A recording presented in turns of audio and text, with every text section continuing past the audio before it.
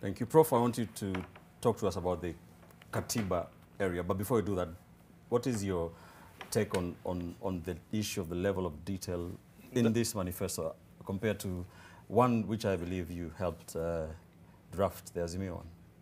Thank you very much. In fact, one of the biggest problems with this manifesto that was presented today by Kenya Kwanza is precisely the issue of detail. You do not put detail in a manifesto. A manifesto is a statement of intent, and you leave the details to the next level.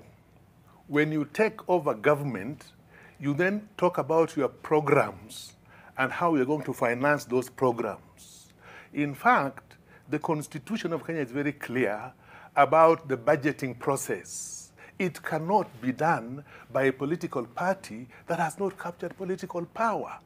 It just goes against the Constitution. But I'm not surprised that the Kenya Kwanza manifesto today provided those details, because they have very little, and they have demonstrated this, very little respect for institutions, very little respect for laws, and that is a dangerous thing to do. Why do I say that? There are institutions that are established by the Constitution of Kenya 2010 to make the budget, to generate the budget. It is then presented to Parliament, either the National Assembly or the Senate, in the case of county government, the county assemblies. Then they do that. A party simply says, this is our intention, this is what we want to deal with, this is the problem we want to deal with, and this is how we want to do it.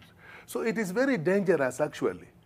Indeed, I listened briefly to the presentation, and every time, many times I heard him saying, I will do this, I will do this. In a democratic political system, a leader does not say, I will do this. All right. I listened to President Obama, I listened to Boris Johnson. They always say, my government, my administration will do this. The language of I will do this, for us who teach political science, is associated not with democracy, but with the opposite of democracy. So Kenyans should be careful about this kind of statement. People will tell you that they went to the 47 counties and sat in economic fora and talked to Kenyans, and this is a culmination of that work. What do you say to that? Azimio, presidential candidate, went to all the regions of this country. And indeed, in December, when he was presenting, when he was launching the Azimio movement, he indicated and demonstrated that he had gone to all the 47 regions of this country, all the regions of this country, not 47 regions, all the regions of this country. And there were, indeed, pictures indicating people talking in those regions. Right. So they did that. So there's nothing new about Kenya Kwanza having gone to some economic forums. Nothing new. All right. But Ben, yes, Manakili. I think we need to be fair to Kenya Kwanza, to Azimio and whatever. And I'll ask the professor to differ with them honorably. That one, we cannot reduce this manifesto to de minimis.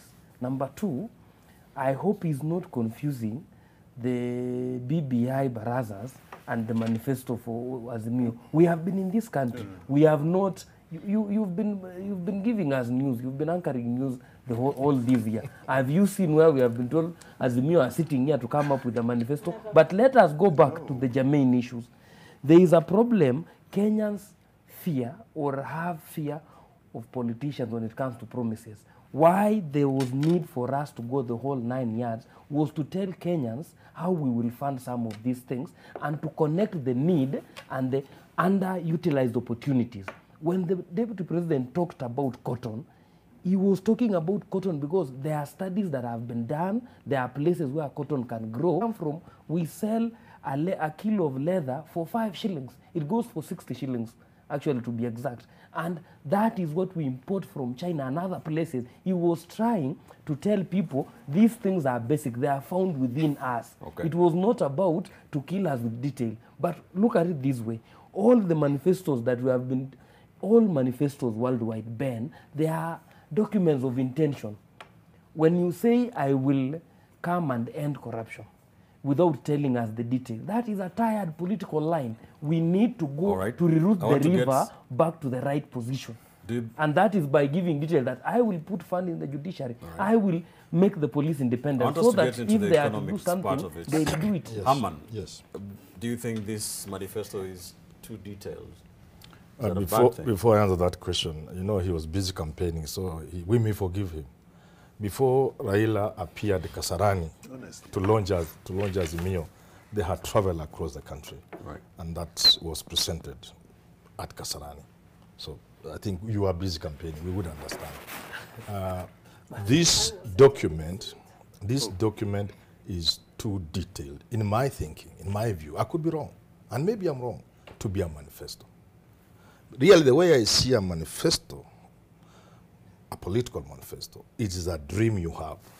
But Manyora, when somebody has drawn a good picture, you accept. If you don't have any difference with it, you just accept a good picture. There's no problem. I'm saying it is a dream or a vision. Right. And then you actualize it on a piece of paper, prepare a document. I don't think you can bring those details. Let me give you a very good example. Ekuru Ekot, what do you call him? Ekuru Ekot, he came up with a wonderful proposal to amend the constitution. Is it Punda Mechoka Maligona? No, it was something. Punguza Mzigo. In that document of his, he even proposed the salaries for MPs. Surely. You can't put such a details. At the very best, perhaps you could put some percentage of something.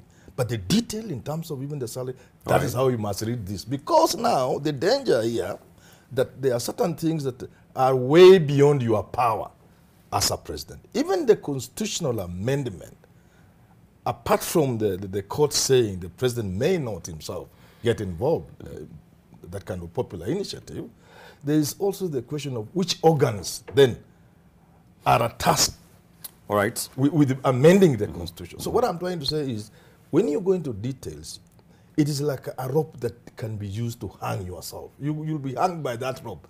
Details are always avoided because they are unseen challenges.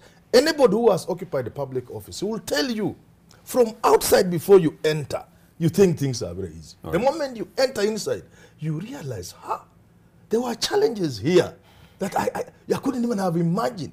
So you leave room for yourself to make a few changes here and there. For that reason, you do not provide the details. On the back of that, please. All right. You know, we are told today that the deputy president has said that he will not mutilate the constitution, a word that I really don't think is appropriate. But let us look at it from a historical perspective. When the Kenyans were demanding a new constitution, who led the no campaign? Who said this constitution has so many problems we cannot implement it? Who? It was the deputy president. Raila Odinga at that time said that about 90% of this constitution is good. Let us implement it. We will rectify the problematic areas as we go along, because the constitution is a living document. Right. It is not a static document. So why this double speak? At one point, he doesn't want it. Then he says, now, I want it.